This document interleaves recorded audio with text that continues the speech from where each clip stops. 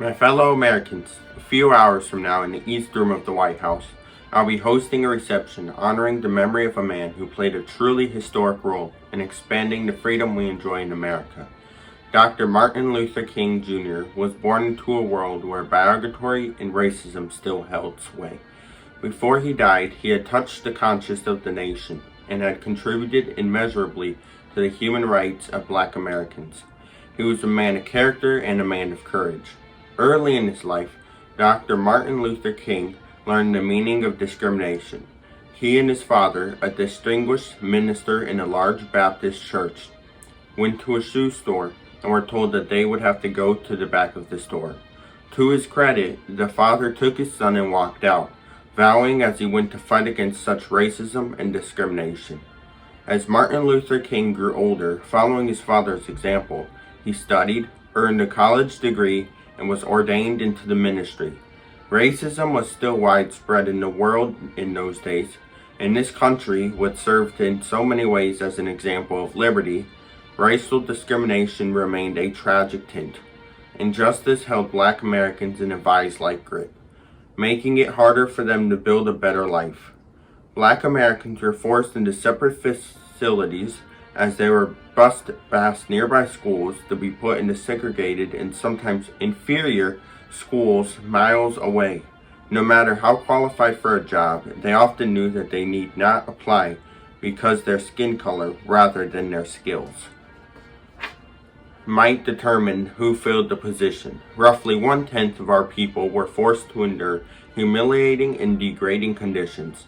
One such rule in one city required all Blacks to sit in the back section of public buses. But sometimes a single human act of courage can change the world. In 1955, a brave woman named Rosa Parks refused to give up her seat and moved to the back of the bus. She was arrested. When the bus company refused to change the rule, a young minister in a local Baptist church, Martin Luther King Jr., helped organize a boycott that captured the attention of the country. In 6 months, the courts had ruled the segregation of public transportation to be unconstitutional. It was the first real test of Dr. King's nonviolent philosophy. He advocated nonviolence because he believed that with hard work and goodwill, people's hearts can be touched and progress can be made. Yet progress is not easy. In his book, Strength to Love, Dr. King wrote, "Nothing pains some people more than having to think." Well, during the years following the bus boycott, Dr. King, with tremendous courage and resourcefulness, got a lot of Americans thinking. He was instrumental in getting passage of legislation that provided federal protection for the crown jewel of American liberty, every American's right to vote. That legacy still lives. Last year, I signed into law the longest extension of Voting Rights Act since its passage, a measure that will protect the right to vote for many years to come. In 1964, Dr. King was awarded the Nobel Peace Prize, the youngest man ever to earn that high award.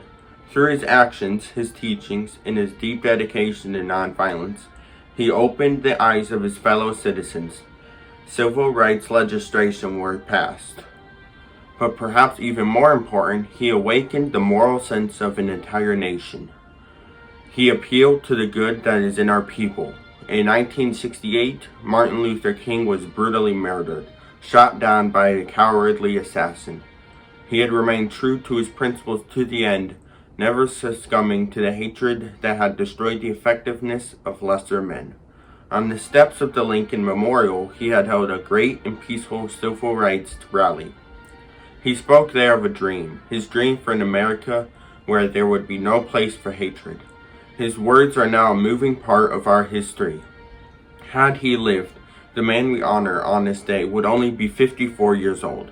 He cannot be with us, but today in Atlanta, Vice President Bush is attending the gathering honor his 83-year-old father, who did so much to start his son on the road to achievement and martyrdom. And honoring them both, we should look to the future as well as the past. Yes, we should be proud of the progress we've made, but we also must face the fact that 15 years after Martin Luther King's death, traces of bigotry and injustice still remain. So let the anniversary of these courageous Americans' birth be for us both a time of thanksgiving and a time of renewal.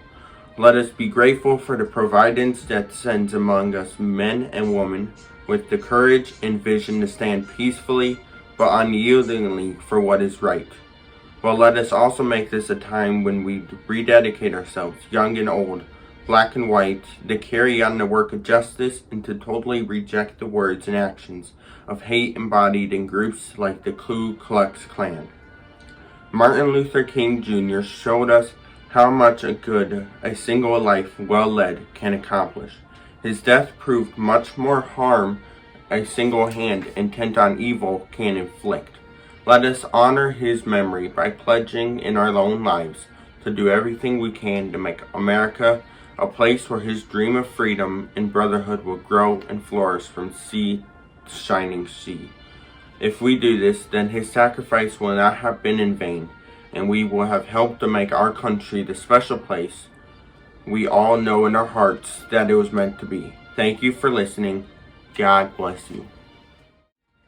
And that was the speech made by President Ronald Reagan on the first Martin Luther King Day on January 15th, 1983.